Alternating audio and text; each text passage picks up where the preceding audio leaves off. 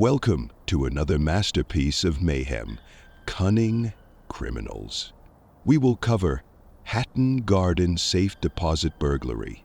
An elderly gang outsmarted high-tech security. What drove them to it?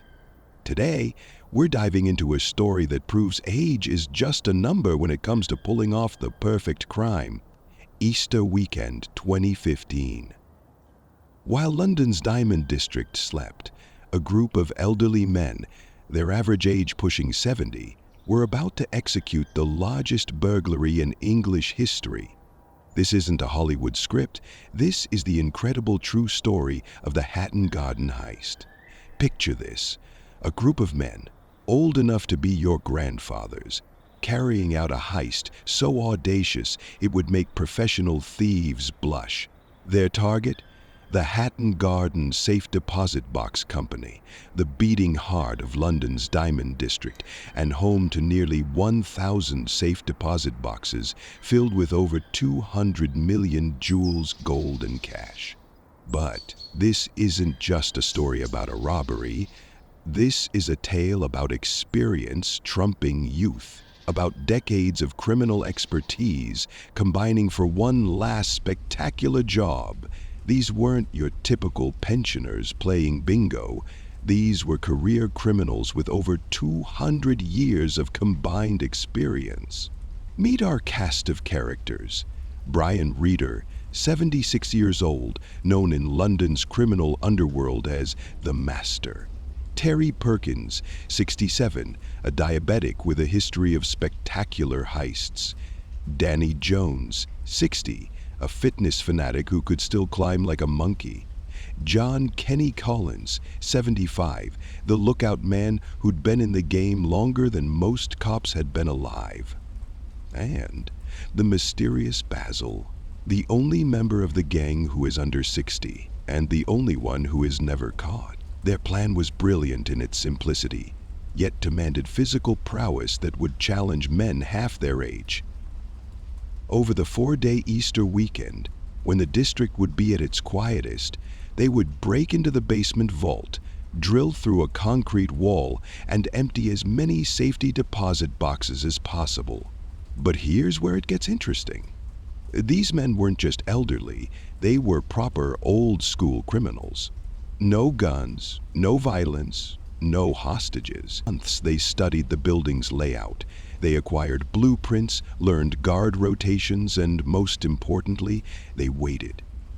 Patience comes naturally when you've been in the game as long as they had.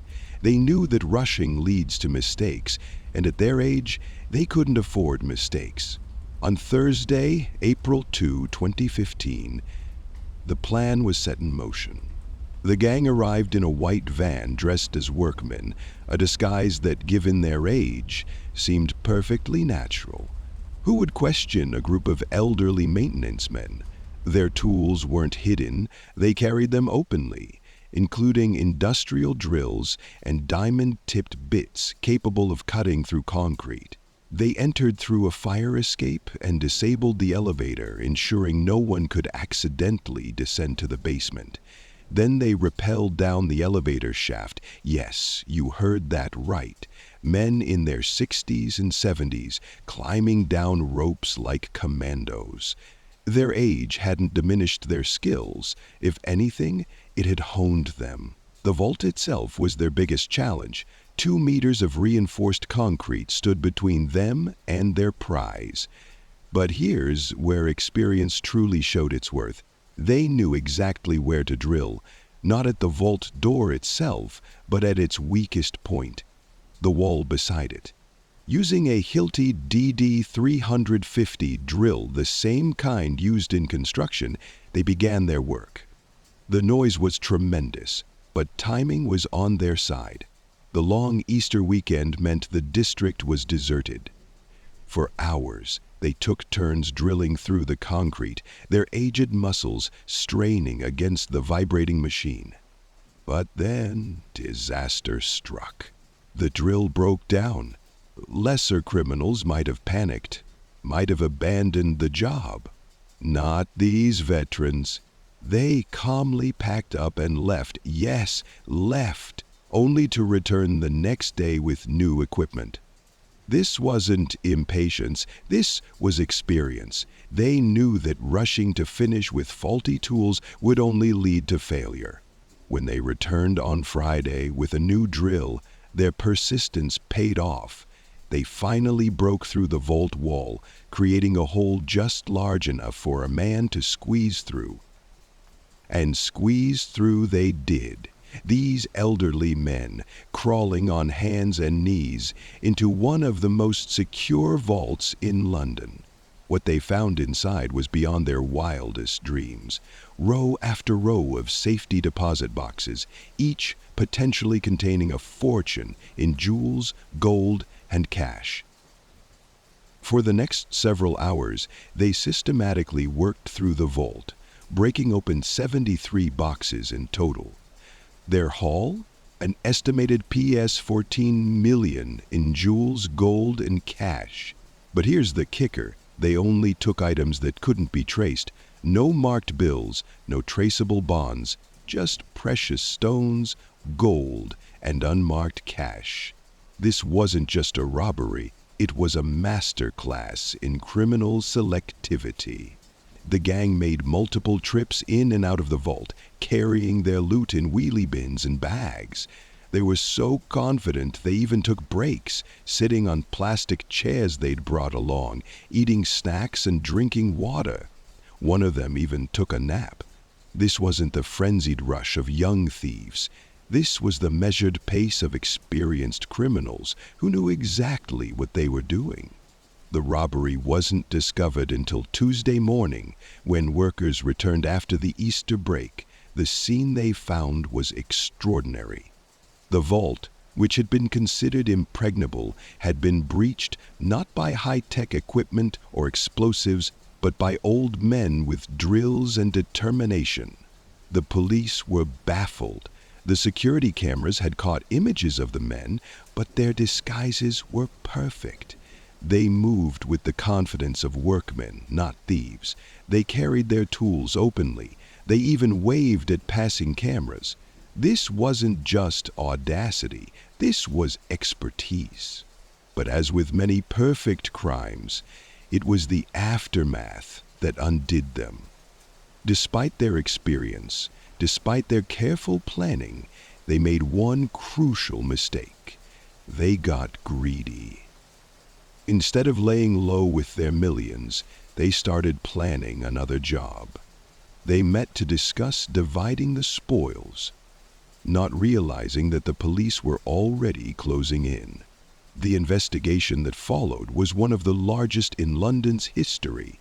The police, embarrassed by elderly criminals pulling off such a spectacular heist, threw everything they had at catching them, and slowly, methodically, they began putting the pieces together.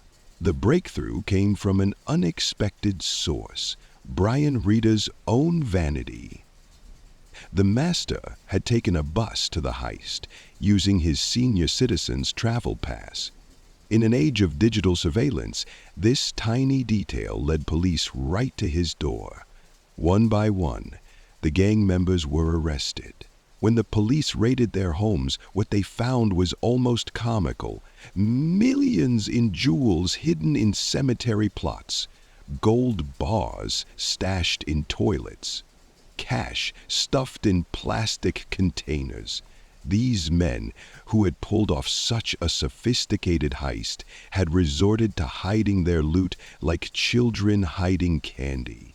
All except Basil, the youngest member of the gang, remained at large, taking his share of the loot and his secrets with him.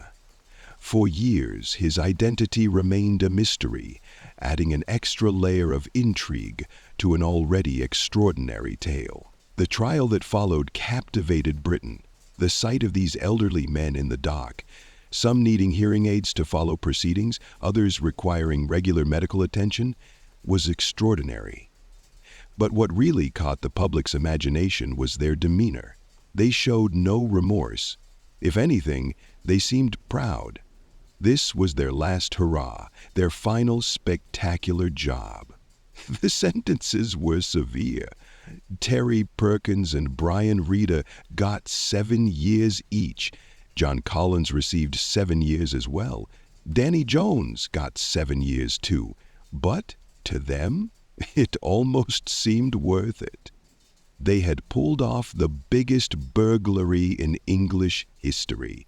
They had proven that age was no barrier to criminal excellence. The Hatton Garden heist wasn't just a robbery. It was the last gasp of a dying breed of criminals. These men were throwbacks to an era when criminals prided themselves on skill and cunning rather than violence and intimidation. They were the last of London's gentlemen thieves. But perhaps the most remarkable aspect of the Hatton Garden heist isn't the amount stolen or even the age of the thieves. It's what it tells us about human nature, about how experience can trump youth, about how patience and planning can overcome seemingly insurmountable obstacles. And perhaps most importantly, about how we should never underestimate anyone based on their age. Today, the Hatton Garden Safe Deposit Company is closed. The vault that was once considered impregnable stands empty, a testament to the audacity of a group of elderly criminals who refused to go quietly into retirement. The heist has become legendary, spawning books, movies, and documentaries. But somewhere out there, millions in jewels and gold remain hidden. Basil's share was never recovered. Some of the other loot is still missing too. Perhaps it's stashed away in some forgotten location, waiting to be discovered. Or perhaps it's already been sold, melted down, transformed into legitimate assets. The Hatton Garden heist serves as a reminder that sometimes the most extraordinary crimes aren't committed by young, tech-savvy criminals, but by old-school professionals who understand that patience, planning, and experience are the real keys to criminal success. It proves that in a world obsessed with youth, there is still something to be said for experience, even if that experience is being used for illegal purposes. In the end, this isn't just a story about a heist. It's a story about aging in a world that values youth. It's about expertise in an age of technology. And most of all, it's about how the most dangerous criminals aren't always the ones you expect them to be.